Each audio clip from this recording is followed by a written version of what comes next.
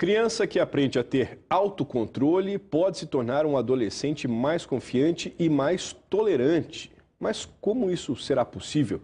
Quem explica é o educador e psicólogo Marcos Meyer. Oi, Marcos. Oi, Marcos. Bom dia, bom dia. Bem difícil ensinar essa lição de, vamos dizer assim, baixar a ansiedade de uma criança e de um adolescente, né? Mas é fundamental que a gente ajude a criança a baixar a ansiedade e deixar o prazer para depois. Quando a gente consegue fazer isso, nós vamos ajudar essa criança a ter sucesso mais tarde.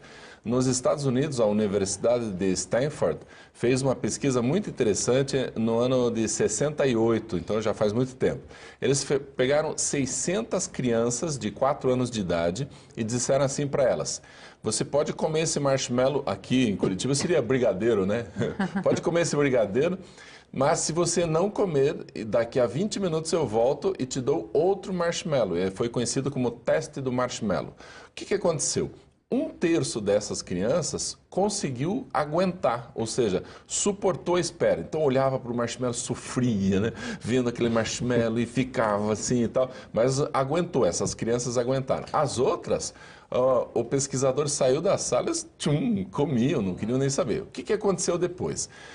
Quando essas crianças se tornaram adolescentes, ou seja, mais de 10 anos depois, elas foram avaliadas num teste, que lá nos Estados Unidos, quem entra no ensino médio passa por um teste, e foi verificado que as crianças, esse 1/3, que suportaram, que aguentaram esperar, tinham notas muito superiores.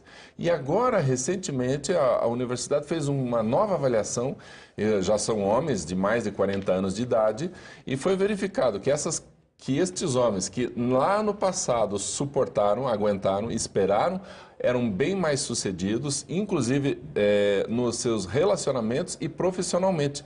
Então, há sim um ganho muito grande quando a gente ensina a criança a esperar, a deixar o prazer para depois. Aguenta, a sobremesa é para depois, não é agora. Espere, teu aniversário vai chegar, você vai ganhar. Então, ajudar as crianças a segurar os seus impulsos, a controlar as suas emoções, vai dar diferença no sucesso dessas pessoas. Você deu 2 exemplos aí, a questão do aniversário, a questão da sobremesa, mas como ensinar efetivamente esse conceito de esperar pelo prazer, de que o prazer realmente ele vem depois de um esforço ou de uma espera, ou isso seria um comportamento aprendido por mimetismo, assim? São as duas coisas, né? Ela pode aprender vendo a gente esperar e ela pode aprender ouvindo os resultados. Então, não, filho, você vai comer sobremesa depois. A gente tem que ensinar, tem que explicar qual é o ganho, por que isso acontece, por que é bom. Essas explicações são boas. Mas a gente precisa também ajudar as crianças a desenvolverem estratégias de espera. Não adianta só dizer assim, é para depois. Mas a criança sofre, tal, tenta burlar. Isso não é educativo. A gente diz assim, vai brincar com outra coisa, tire isso da tua cabeça, não é agora que você vai ganhar. Então a gente ensina estratégias para a criança. Isso vai dar um efeito bastante positivo nessa espera.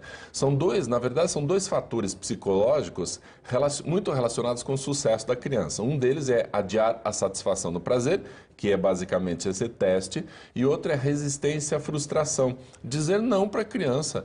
Dizer não para a criança é um ganho que ela vai ter, porque ela vai aprender a lidar com a própria frustração e também vai lidar com essa questão do, não vou ganhar agora, mas eu posso ganhar mais tarde, então eu vou esperar. Tudo isso faz com que as crianças sejam mais maduras emocionalmente, controlem melhor as suas emoções. E aí a repercussão disso aparece mais tarde na vida profissional, na vida relacional. E o prazer das crianças, ele é muito interessante, né?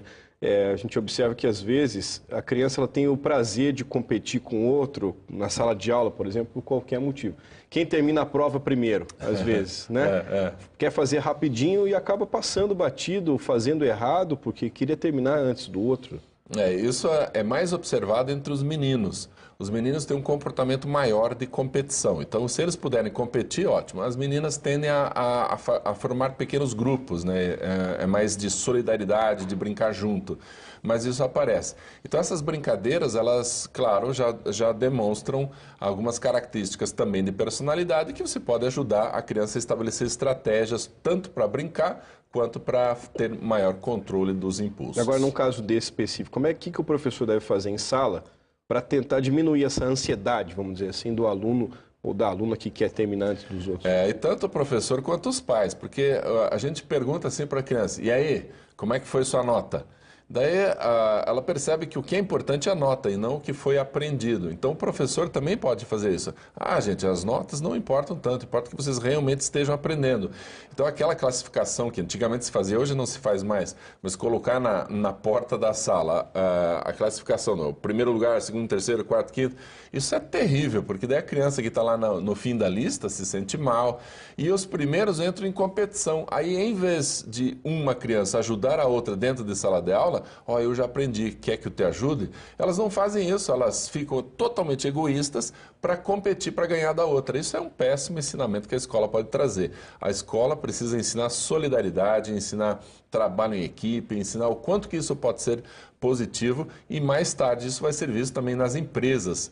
As empresas estão valorizando muito funcionários que sabem trabalhar em equipe, ou seja, que são solidários e não têm esse comportamento competitivo excessivo, né? Eu comigo mesmo e o resto que se vire. Não pode ser assim. Ok, Marcos, obrigada pela sua participação. Foi um prazer estar aqui. Semana que vem. Obrigado, bom dia. Joia.